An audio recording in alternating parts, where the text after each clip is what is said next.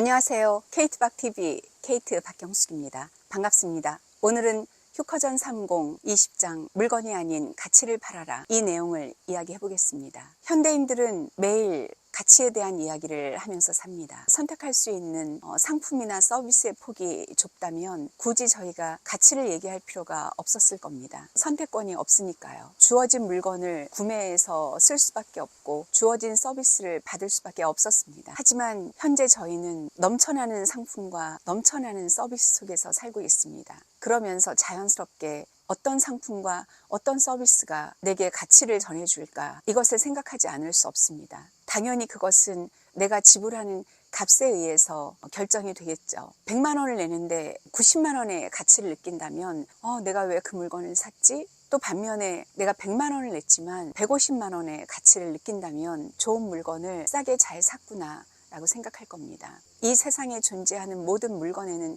가치가 있다고 생각하는데요. 다만 그 가치가 높으냐 낮으냐, 크냐 작냐의 문제겠죠. 사람도 마찬가지라고 생각합니다. 어느 누구든 가치 없는 사람은 없습니다. 가끔 저희는 스스로가 내가 이 자리에서 나름 존재의 가치가 있을까? 근데 절대 그래서는 안 된다고 생각합니다. 특히 우리 MZ세대들, 자신의 인생을 정말 멋지게 살고 싶어 하죠. 욜로라는 얘기를 하면서 내 인생은 한 번뿐이기 때문에 내가 살고 싶은 대로 살아야 된다라고 주장합니다. 근데 그 주장과 다르게 대화를 하다 보면 스스로가 가치를 갖고 있다는 생각을 못합니다. 존재의 가치를 느끼지 못하는 거죠. 제가 생각할 때 어떤 상품이든 어떤 사람이든 중요한 것은 갖고 있는 그 가치를 얼마나 잘 부각시킬 수 있느냐. 상품이라면 그것을 구매하려고 하는 사람에게 그 상품이 가진 가치를 10분 전달해서 그 가치에 상응하는 값을 받는 거죠. 사람도 마찬가지입니다. 내가 만들어내는 물건, 내가 제공하는 서비스가 가치를 인정받고 그것을 통해서 상응하는 값을 고객으로부터 당당하게 받아내는 것입니다. 저는 오늘 서비스 가치에 대한 이야기를 하고 싶은데요. 간혹 사람들은 서비스에 대한 가치를 평가절하한다라는 생각을 합니다. 한번 생각해 보죠. 제 앞에 있는 지금 이 카메라, 이것은 공장에서 만들어집니다. 그것을 고객에게 전달하는 판매사원이나 서비스 직원들은 품질에 큰 영향을 주지 못했습니다. 하지만 서비스는 다르죠. 서비스의 가장 큰 특징 중에 하나가 생산과 소비의 동시성입니다. 고객이 저희 앞에 섰을 때 그때부터 생산을 시작하고요. 고객의 니즈와 기대에 맞춰서 만들어내느냐에 따라서 서비스란 상품의 품질이 달라지고요. 그게 결국 가치를 결정합니다. 생각해보면 이 세상에서 서비스만큼 가치를 만들어내기가 힘든 상품은 없다. 많은 상품들은 잘 설계된 그 도면이나 그 스펙에 따라서 만들어지죠. 그것도 공장에서 잘못 만들면 폐기시키고 다시 만듭니다. 그러면서 품질 관리를 하죠. 서비스란 상품은 품질 관리를 사전에 하기가 정말 힘듭니다. 그 순간에 서비스 제공자가 얼마나 대응력이 뛰어나고 민첩성이 뛰어나고 순발력이 뛰어나고 상대의 찌푸려진 눈살, 일그러진 얼굴 표정 속에서 수정을 해야 되는구나. 이런 순간적인 판단과 생각을 하면서 서비스의 품질을 높여나가야 됩니다. 그것을 놓쳤을 때 서비스의 가치를 전달하지 못하고 고객은 컴플레인을 하고 더 나아가서 자신이 받은 서비스에 대해서 지불하려고 하지 않죠. 오히려 터무니없는 서비스를 통해서 힘든 상황을 겪어야 했다. 기분이 이렇게 상해야 됐다. 너희가 그것을 보상해야 된다. 라고까지 얘기를 합니다. 이렇게 서비스 제공자는 힘든 서비스란 상품을 만들어내고 있습니다. 그럼에도 불구하고 서비스의 가치를 창출해야 되고요. 그것을 최대한 높여야 됩니다. 저희가 서비스 전문가라고 한다면 지금부터는 어떻게 서비스의 가치를 극대화시킬 수 있는지 알아보겠습니다. 책 196페이지인데요. 가치 만들기. 관계의 가치를 형성해라. 단순히 눈에 보이고 만져지는 상품이나 서비스가 아닌 사람과 사람 사이에 형성되는 관계 가치를 팔아야 한다. 모든 상품과 서비스에는 나름의 가치가 있지만 저희가 만들어낸 상품, 서비스의 가치를 최대한 부각시키면서 고객으로 하여금 우리를 선택하도록 해야 됩니다. 근데 현실은 최고의 가치를 늘 만들어낼 수 없죠. 한번 만들어냈다고 계속 지속되기도 힘듭니다. 그래서 그 상품이나 서비스가 가진 그 가치도 중요하지만 더 중요한 것은 그것을 만들어내는 사람, 그리고 구매해주는 고객 간의 관계 가치가 형성돼서 그걸 통해서 서로 신뢰하고 어쩌다가 발생하는 실수 아니면 어쩔 수 없이 발생된 결함, 오류에 대해서 고객이 그럴 수 있다. 아, 그래, 이건 어쩔 수 없는 상황이구나 라고 받아들일 수 있는 것은 서로의 사이에 놓여 있는 돈독한 관계의 가치가 있기 때문이 아닐까. 또한 감성 가치를 전해라. 값을 능가하는 가치, 값을 매기지 못하는 가치를 만들어내라. 이 얘기는 고객들이 상품과 서비스를 구매할 때 값을 보죠. 이 정도 값은 지불할 거다. 그리고 그 값을 지불하는 만큼 이런 정도의 가치를 받겠구나 라는 기대를 합니다. 그거에 부응하면 만족을 하죠. 그런데 고객이 만족하는 걸로 잘했다라고 생각해서는 안 된다고. 끊임없이 고객의 기대를 능가하는 것을 추구해야죠. 특히 럭셔리, 명품, 상품이나 서비스를 추구하는 곳이라면 고객이 기대하지 않았고 고객의 기대를 뛰어넘는 그런 상품과 서비스를 제시해야 된다. 그런데 거기에는 그저 상품과 서비스만이 아닌 그것을 전달하는 과정에서 감성 가치가 들어있어야 되고요. 또 고객은 그걸 통해서 단지 만족이 아닌 큰 감동을 받을 수 있다. 세 번째, Y에 답해라. 저는 고객으로서 간혹 이런 질문을 합니다. 다른 상품이나 다른 서비스와 차별화된 게 무엇이죠? 가격이 더 높은데 높은 건 괜찮지만 더 지불하는 것에 대한 충분한 가치를 받을 수 있을까? 라고 묻습니다.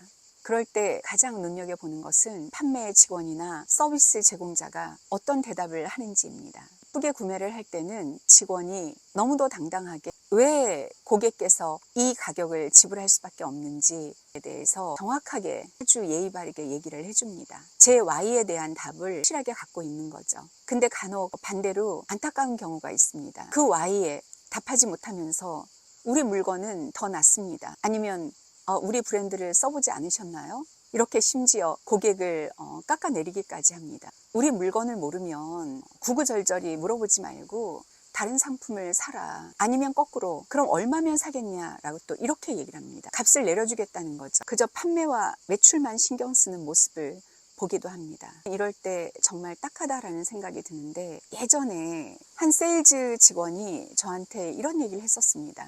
우리 객실이 너무 작고 낡아서 그리고 연회장도 충분하지 않아서 고객을 유치하는데 한계가 있습니다. 그래서 다른 경쟁사에 비해서 값을 많이 내리거나 뭔가 근본적인 대책을 세워야 될 것 같습니다. 이런 얘기를 하는데 물론 이해가 가죠. 객실이 실제로 작았고요. 그리고 낡았습니다. 그리고 연회장도 고객이 원하는 만큼 충분하지도 않고 다양하지도 않습니다. 근데 저희 경쟁사들도 마찬가지죠. 그 어느 곳에서도 완벽하게 모든 것을 갖춘 상품, 서비스를 파는 곳은 없다라고 생각합니다. 중요한 것은 그럼에도 불구하고 그 속에서 우리를 어필할 수 있는 가치를 찾아내고 그걸 통해서 고객들이 다른 데서는 찾을 수 없는 가치가 있다라는 것을 스스로 알고 그것에 대해서 프라이드를 갖고 고객 앞에서 세일즈를 한다면 고객은 특히 그 가치가 고객의 니즈에 부합되면 멋진 세일즈가 될 거라 믿습니다. 그런데 그 서비스 상품이나 그 물건을 파는 세일즈맨이나 서비스 제공자가 자신이 판매하는 상품에 대해서 잘 알지도 못하고 더 나아가서 자신감도 갖지 못한다면 부끄럽게 생각해야 될 일이다. 고객이 Y라는 퀘스천을 했을 때 그 Y에 당당하게 답하면서 고객이 찾고 있는 니즈에 부합하는 포인트를 고객과 연결시키면서 세일즈를 해야 된다. 끝으로 가치 있는 서비스로 엮어라. 사실 저희는 엄청나게 다양하고 많은 서비스 상품 속에 살고 있습니다. 그런데 풍요 속의 빈곤이라는 말처럼 각종 서비스는 난무하지만 찐 서비스, 우리의 가슴 속에 오래 남는 서비스를 받기가 점점 힘들어지지 않나. 그저 해야 되는 일로서 하는 거죠. 심지어 내가 받는 월급 그 이상도 이하도 하지 않겠다. 이런 계산적인으로 서비스를 하는 것에 안타깝다. 저희 서비스 제공자가 품어야 될 가장 큰 소신, 자존감, 자부심 그 중에 하나가 내가 만들어내는 서비스는 어떤 누구도 따라할 수 없다. 이런 마음을 갖는 것입니다. 서비스 제공자는 고객의 칭찬을 기대하죠. 그대의 서비스 참 좋았습니다. 이런 얘기를 듣기를 기대합니다. 멋진 일이죠. 그것을 만들어낸다면 서비스 제공자로서 잘하고 있는 겁니다. 하지만 더 나아가서 그 누구도 따라할 수 없는 최고의 가치를 만들어내는 그런 서비스를 한다면 어느 순간 고객으로부터 이런 얘기를 듣습니다. 내가 여기에 오는 한 그대가 다른 데 가지 않고 있었으면 좋겠다. 그대가 없으면 여기에 더 이상 오고 싶지 않을 것 같다. 이런 얘기를 듣는 겁니다. 이것은 그냥 단순한 칭찬의 말이 아니라 그 서비스 속에 담긴 가치가 어마어마하다는 것을 입증하는 것이다. 그런 가치를 만들어낸다면 내가 정말 잘하고 있구나. 스스로 자부심을 가져도 된다. 이 세상에 존재하는 모든 물건과 사람에게는 나름의 가치가 있습니다. 중요한 것은 그 가치를 고객에게 잘 전달할 수 있거나 반대로 고객이라면 그 가치가 어느 정도인지 내가 기대하는 가치에 부합하는지 그것을 파악하는 것이라고 생각합니다. 특히 서비스 제공자가 만들어내는 서비스의 가치는 무엇보다 중요하고 생각하는데요. 그 이유는 앞에서도 강조했지만 서비스는 생산과 소비가 동시에 이루어진다는 거죠.